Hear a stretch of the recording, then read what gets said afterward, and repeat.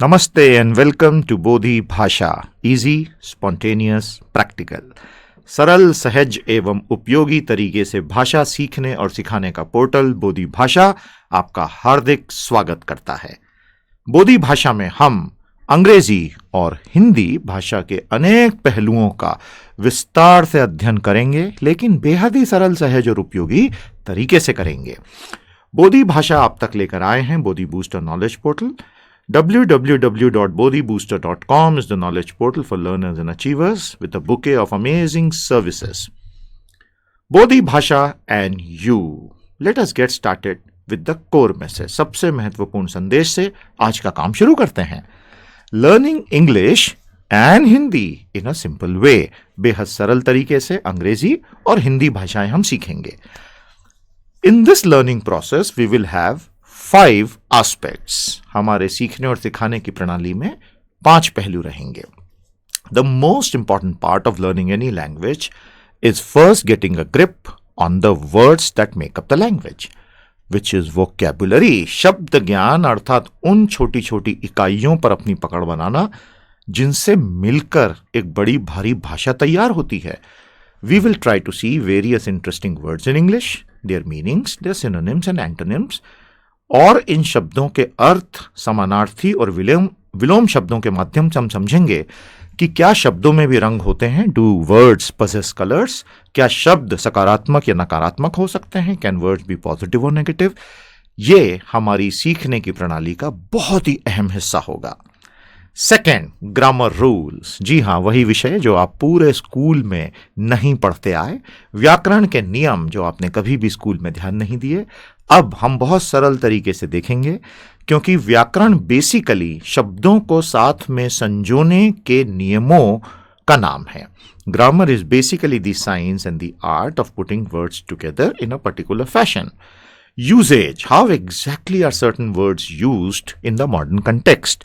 आज की आधुनिक परिदृश्य में शब्दों को किस प्रकार जोड़ के भाषा में यूज किया जाता है, वो होता है उसका प्रयोग अर्थात यूसेज। और अंत में आएगा कॉम्प्रिहेंशन यानी बोधगम्यता, reading paragraphs and understanding them, अपठित गद्यांशों को पढ़ के उनमें से अर्थ निकालना। लेकिन ये तो थोड़े समय के बाद ही आ पाएगा, क्योंकि जब तक हम वोकैबुलरी, ग्रामर और यूसेज पे अच्छी पकड़ नहीं बना लेते, भाषा में अपनी रुचि विकसित नहीं कर लेते, कॉम्प्रिहेंशन थोड़ा डिफिकल्ट होता है। हमारी कोशिश होगी कि ये पूरी प्रोसेस आपके लिए एक मजेदार खेल बन जाए, और उसके लिए हम क्या करेंगे? General knowledge and current awareness, सामान्य ज्ञान और समसामयिकी घटनाओं की मदद से शब्दों को समझने का प्रयास करेंगे। लेकिन सबसे पहले अपने मन का डर पूरी तरह से निकाल दीजिए। Be fearless. Learning a language is perhaps the most interesting exercise anyone can take up in their life. और अपना आत्मसम्मान बनाए रखिए। यदि आज आपकी अंग्रेजी पर पकड़ थोड़ी कमजोर है, कोई फर्क नहीं पड़ता। विदेशी भाषा है, यह हमारी भाषा है ही नहीं, तो इसमें कैसी शर्म। धीरे धीरे सीख जाएंगे। जैसे जर्मन सीख सकते हैं या इटालियन सीख सकते हैं, वैसे अंग्रेजी भी सीख जाएंगे। आत्मसम्मान बहुत महत्वपूर्ण है, क्योंकि यहीं से आगे की बात होती है। आज का ये एपिसोड हमने आज की जो बोधि न्यूज 20 दिसंबर की कवर की थी, उन समाचारों में प्रयुक्त न्यूज आइटम्स के कठिन शब्दों से मिलकर बनेगा। तो इस तरह से हम अलग अलग शब्दों को निकालेंगे और आप देखेंगे कि शब्दों को अर्थात भाषा को सीखना कितना मजेदार काम हो सकता है। हम सारे कठिन शब्द तो नहीं ले पाएंगे, लेकिन we will hope to create a highway of learning for you, and once you learn the rules you can do it on your own. तो क्या हम तैयार हैं? हमारी बोधि भाषा की नोटबुक तैयार हो ही गई होगी। चलिए तो काम शुरू करते हैं। सबसे पहले 20 दिसंबर की बोधि न्यूज में हमने बहुत सारे आर्टिकल्स लिए थे। इनका डिटेल एनालिसिस आपको बोधि न्यूज वेबसाइट पर अलग से अवेलेबल है। अभी हम शब्दों पे ध्यान देंगे, तो आइए एक एक करके शब्द देखते हैं। India needs to manage its publicly held land holdings with more diligence and data and the plots thicken.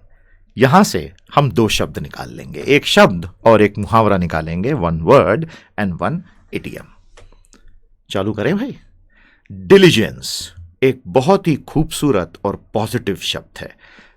भाषा में अलग अलग प्रकार के शब्द होते हैं। बेसिक रूल समझिए, जो लोग भाषा को रटते हैं, रटंत विद्या, वो कहाँ जाके मार खा जाते हैं? उन्हें कंटेक्चुअल यूजेज शब्दों का पता नहीं होता है। शब्दों को उनके परिप्रेक्ष्य में कैसे इस्तेमाल करना, वहां उनकी दाल बड़ी पतली हो जाती है ऐसे लोगों की जो रट के आते हैं। अब कई बार परीक्षाओं के लिए रटना भी जरूरी है, तो रटो, लेकिन लंबे समय में जीवन में यदि आपको एक अच्छा कम्युनिकेटर बनना है, अच्छा संवाद स्थापित करने वाला बनना है, तो आपको शब्दों का कंटेक्स्ट समझना पड़ेगा। ठीक है, ये थोड़ा सा समय लेता है, लेकिन देखते हैं मजा आएगा। Diligence is a very positive word, बहुत ही सकारात्मक शब्द है। इसका अर्थ होता है जील, एफर्ट, डेडिकेशन, या और जोश के साथ बोलना है तो टेनासिटी। इन शब्दों को जोर जोर से 5 बार या 10 बार बोलिएगा, तभी ये जुबान पर बैठेंगे। मन में सोचने से शब्द ज्ञान कभी पक्का नहीं होता। कर्मठता, लगन, अथक परिश्रम या फिर उद्यम। उद्यम यानी एंटरप्राइज, उद्यमिता यानी एंटरप्राइजिंग, आपका एंटरप्राइजिंग नेचर है, उसका उद्यमिता पूर्ण व्यवहार है जो खुद इनिशिएटिव ले। So zeal, effort, dedication, tenacity, these are all very very positive words. कर्मठता, लगन, अथक परिश्रम, उद्यम। डिलीजेंस जो है उसका पार्ट ऑफ स्पीच क्या है, वो भाषा का कौन सा हिस्सा है? नाउन, ये एक वस्तु है। डिलीजेंस आपके अंदर ये एक कला है, तो वो एक चीज है आपके भीतर, आपके व्यवहार के भीतर, अर्थात डिलीजेंस एक संज्ञा हो गई, इट्स अ नाउन। तो हर संज्ञा को हम एक विशेषण में तब्दील कर सकते हैं। Nouns can usually be turned into adjectives. Diligent, diligent यानी कर्मठता पूर्ण व्यवहार, लगनशील व्यक्ति, तो वहां पे उसने व्यक्ति को डिफाइन कर दिया, तो वो एडजेक्टिव हो गया। अब इससे एक बढ़िया सा वाक्य बनाते हैं। बॉस ने अपने एम्प्लॉय से कहा, your diligence in chasing me for a salary raise is not matched by what you show at work. अर्थात जितनी कर्मठता से तुम तनख्वाह बढ़ाने के लिए मेरे पीछे दौड़ लगाते हो, उतनी कर्मठता काश तुम काम करने में दिखाते। मजा आया? अब ऐसे और सेंटेंसेस आप बनाइए। ध्यान रखिए, an acid test of whether you have truly understood a word in English is whether you can effortlessly form sentences. यदि आप कहते हैं कि आपका शब्द ज्ञान अच्छा है, तो उसके लिए एक अच्छी परीक्षा यह है कि क्या आप सुंदर और अर्थपूर्ण वाक्य बना सकते हैं। यदि हां, तो आप भाषा समझ गए, और यदि नहीं तो थोड़ा समय चाहिए। एंटोनिम्स, तो इनके विलोम या पर्यायवाची के उल्टे शब्द क्या हो सकते हैं? जो आपको नीचे कमेंट्स थ्रेड दिख रही है, इसमें आप कुछ एंटोनिम्स लिखिए डिलीजेंस के, हम भी नजर डालते हैं आपने क्या लिखा। आइए अगले पर चलते हैं, प्लॉट्स थिकन। देखिए, अंग्रेजी भाषा में ठीक हिंदी भाषा की ही तरह मुहावरे होते हैं। तो मुहावरे क्या होते हैं? मुहावरे शब्दों के वे समूह होते हैं जिनका शाब्दिक अर्थ कोई मायने नहीं रखता।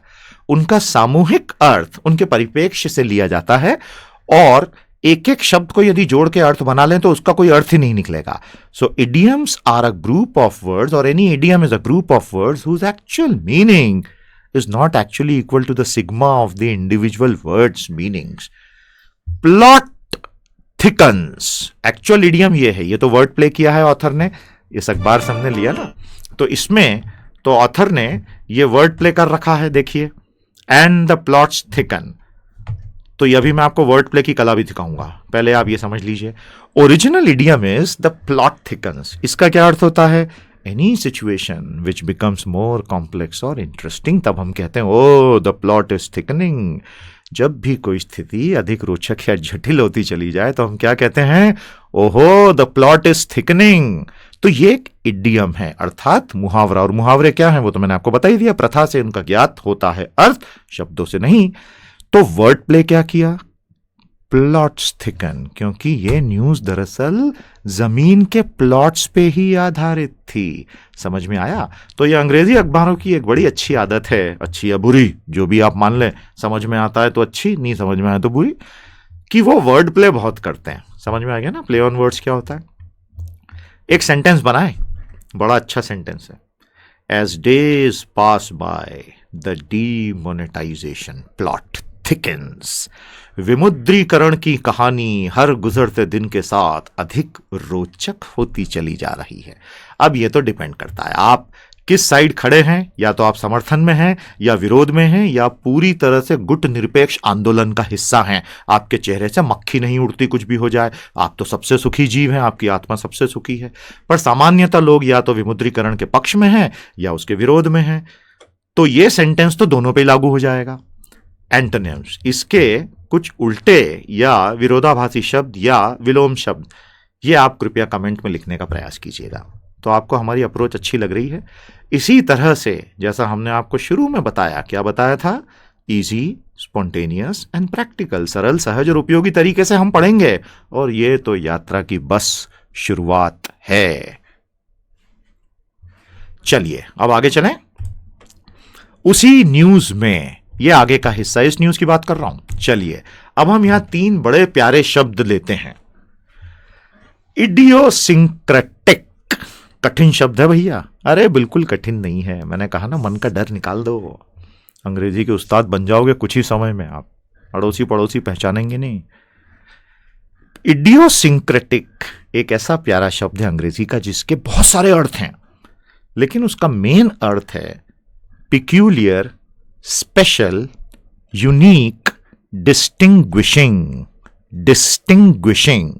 इन सभी शब्दों को 5-5, 10-10 बार जोर जोर से बोलिएगा, जिस तरह मैं इन्हें प्रोनाउंस कर रहा हूं, मैं जैसा उच्चारण कर रहा हूं, कोशिश कीजिएगा। यदि आप एक इंडियन हैं तो इस तरह से उच्चारण कीजिए, और बार बार उसे जोर से बोलने से आपको कॉन्फिडेंस आएगा कि आप ये शब्द समझ चुके हैं। मन में करने से थोड़ी तकलीफ कभी हो जाती है।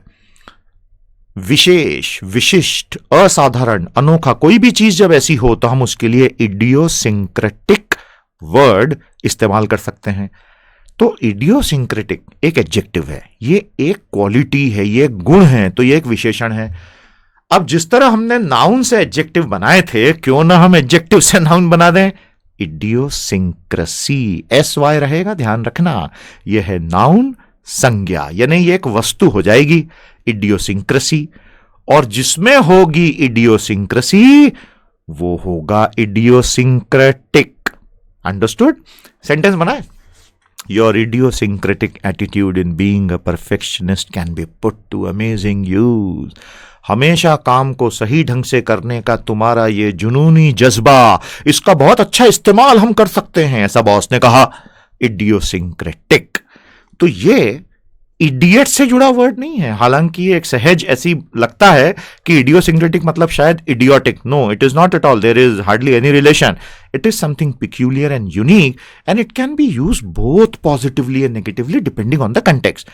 तो क्यों ना आप इसके कुछ एंटोनिम्स और इससे बनने वाले कुछ वाक्य नीचे कमेंट थ्रेड में लिखें, ताकि सभी का ज्ञान वर्धन हो। बोधि भाषा का ओपन पोर्टल तो निशुल्क है, सारी दुनिया के लिए है, सब साथ में मिलें और सीखें, इंप्रेशन जमाएं एक दूसरे पर। अगला वर्ड देखते हैं, एक्सटेंसिव। बहुत प्यारा वर्ड है और काफी वजनदार शब्द है अंग्रेजी का। एक्सटेंसिव के बहुत सारे अर्थ हो सकते हैं, हम इनमें से कुछ आपके लिए लाए हैं। एनीथिंग विच इज लार्ज और ह्यूज और मैमथ, MAMMOTH, और स्वीपिंग और कंप्लीट, कॉम्प्रिहेंसिव, वो एक अलग ही ट्रैक हो जाएगा।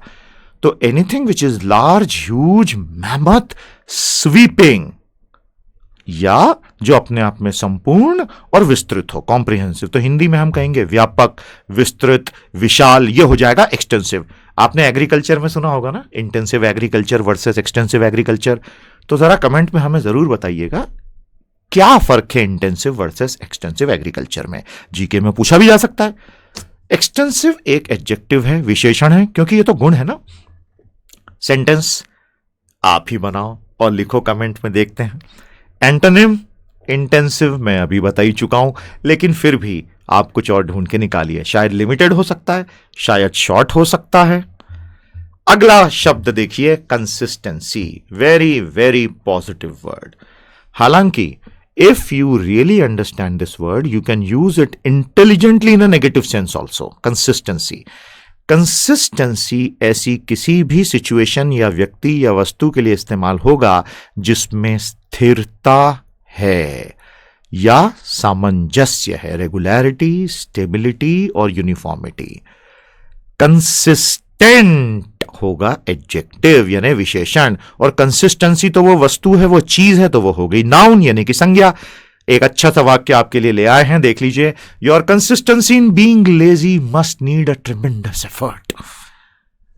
टीचर ने अपने स्टूडेंट से क्लास में कहा, आलसी पने की तुम्हारी सतत परंपरा के लिए कितनी स्थिरता का प्रदर्शन बेटा तुम कर रहे हो, वाह वाह वाह वाह। Your consistency in being lazy must need a ट्रेमेंडस effort, मतलब कितनी मेहनत से तुम आलसी बने हुए हो। तो ये थोड़ा सा सेंस ऑफ ह्यूमर था, हास्य बोध था। यदि ये वाक्य सुनकर आपके चेहरे पे मुस्कान या आपके मुंह से ठहाके नहीं निकले, डॉक्टर को दिखाने का समय आ गया है। चलिए आगे चलते हैं। एक और न्यूज हमने बोधी समाचारों में आज कवर की थी। आइए इसके 3 शब्द देखते हैं। आप न्यूज पे मत जाइएगा, आपको तो यहां पे भाषा का ज्ञान लेना है। तो आइए देखते हैं। Redeeming, dismal and compliant. Redeeming, an absolutely powerful, very useful, very interesting word, redeeming. जब भी हम किसी सिचुएशन में खुद को सेव कर पाएं या किसी सिचुएशन में किसी और चीज का मुआवजा सही ढंग से दे पाएं, कंपनसेट कर पाएं या प्रायश्चित कर पाएं, एटोनिंग, तो हम कहते हैं we have redeemed ourselves. Finance की दुनिया में, वित्त की दुनिया में इसका अर्थ हो जाता है रिपे। जब हम बॉन्ड्स को रिडीम करते हैं या हमारी किसी लॉन्ग टर्म फिक्स डिपॉजिट को रिडीम करा लिया, तोड़वा लिया, उस तरह से यूज हो सकता है। एवज में देना या छुड़ाना या मोचन करना। संकट मोचक कौन है हिंदुस्तानी सभ्यता में? कमेंट में लिखना जरा। रिडीमिंग इज एन एडजेक्टिव क्योंकि ये क्वालिटी है, विशेषण है। और जो रिडीम शब्द मैंने लिया था ये तो क्रिया हो गई। You have redeemed yourself, said the parent to the child when he scored well in exam. Bharat में तो सारे पवित्र कामों का एक ही अंत है, परीक्षा में अच्छे मार्क्स ले आओ तो सारे गुनाह माफ।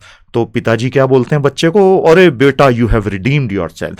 तो बच्चे को ब्लड प्रेशर बढ़ गया। ये रिडीम का मतलब क्या? अब नहीं बढ़ेगा blood pressure. Sentence, redeem my soul O lord Mahadev, हे प्रभु महादेव मेरी आत्मा का मोचन करें या मेरी आत्मा को बचाएं। एंटोनिम्स जरूर लिखिएगा, इसके विलोम शब्द क्या होंगे?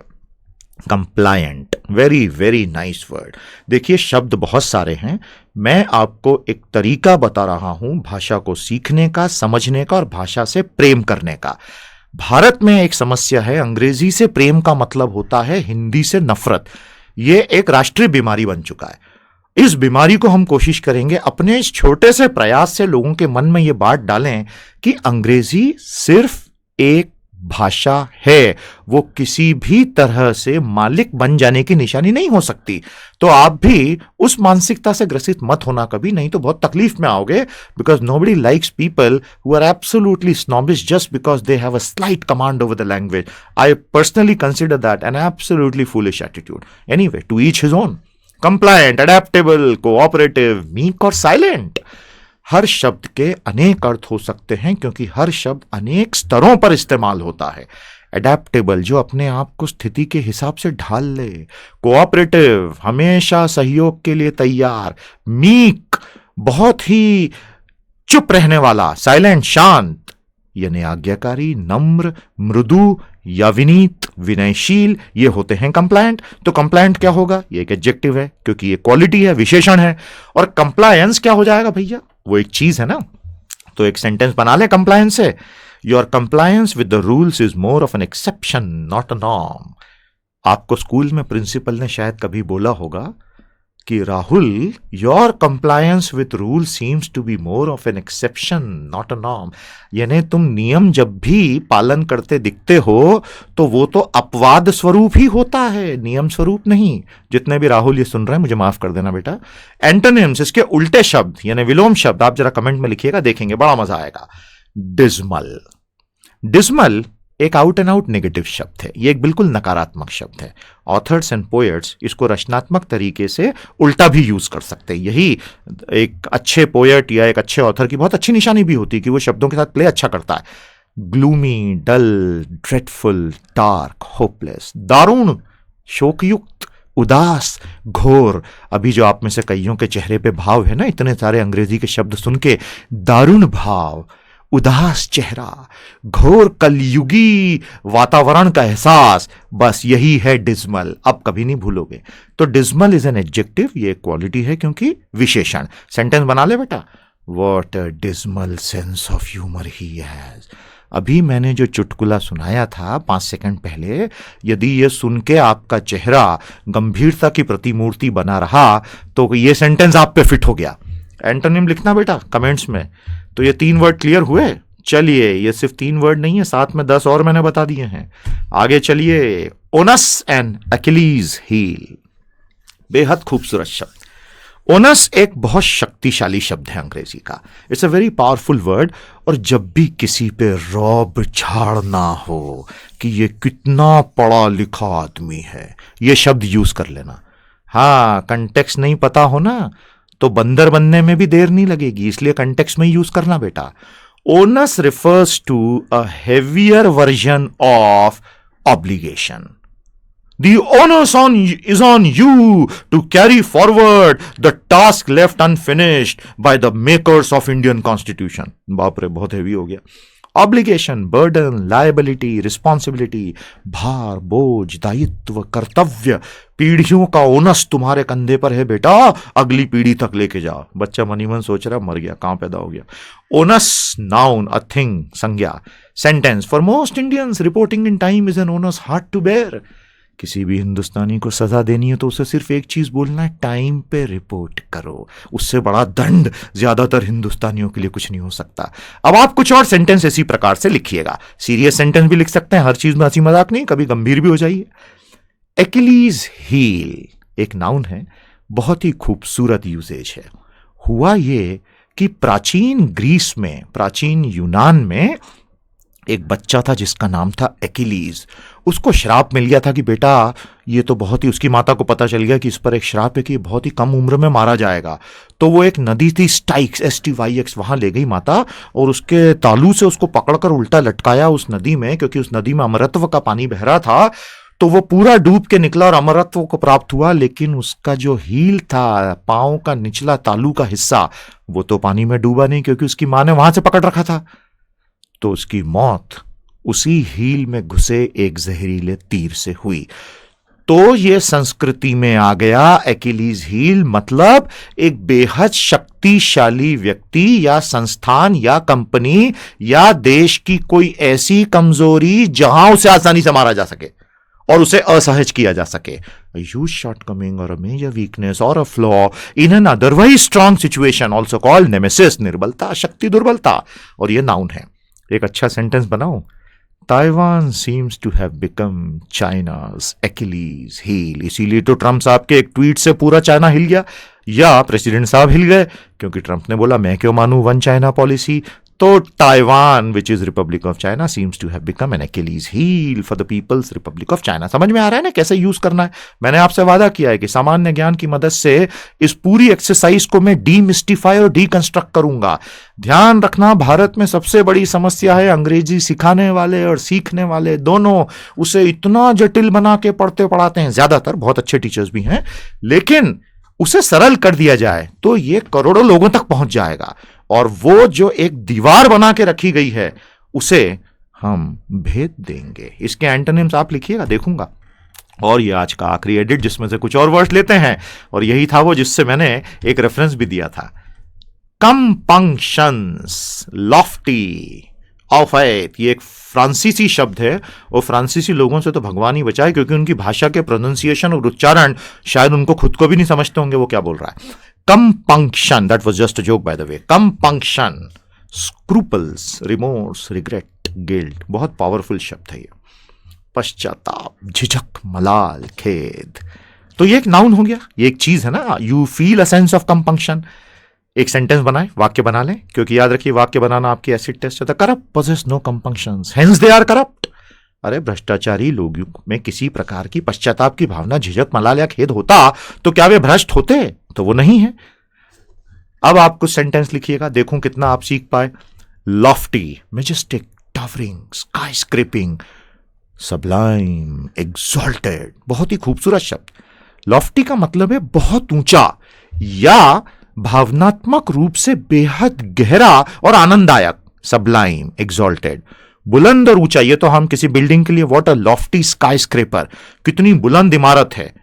और सबलाइम या एग्जॉल्टेड एक फीलिंग के लिए यूज होता है, उदात्त, तो ये एडजेक्टिव है। Demonetization was done with certain lofty goals. Modi ji ने विमुद्रीकरण किया बहुत ऊंचे लक्ष्यों के साथ।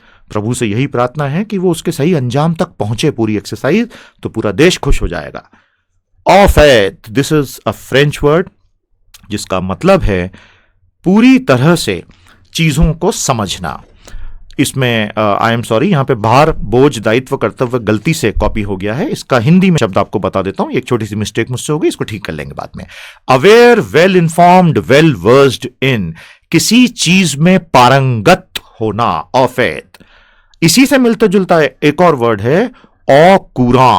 औकूरा, यह भी फ्रांसीसी शब्द है जिसका मतलब है फुल्ली कन्वर्जेंट। तो ऑफ एथ एंड औकूरा, तो ये एडजेक्टिव हो गया और ये फ्रेंच एडजेक्टिव है।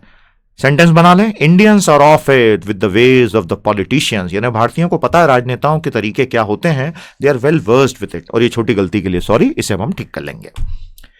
एक्सेसिबल इंडिया कैंपेन, हमने आज की बोधी न्यूज में भी देखा था। एक्सेसिबल एक बड़ा अच्छा शब्द है जिसका हिंदी है सुगम्य। एक्सेसिबिलिटी हो जाएगा नाउन, क्योंकि एक्सेसिबल एडजेक्टिव है, और उसका करस्पॉन्डिंग हो जाएगा सुगम्यता। तो ये थे हमारे आज के शब्द जो कि बोधी बूस्टर पोर्टल के बोधी भाषा की तरफ से आए। बोधी बूस्टर प्रीमियम में आप एनरोल कराकर और गहरे रिसोर्सेज प्राप्त कर सकते हैं, सब कुछ हिंदी में भी समानांतर उपलब्ध। तो अभी के लिए बोधी भाषा में इतना ही। उम्मीद करता हूं कि आज हमने पहला कदम लिया है।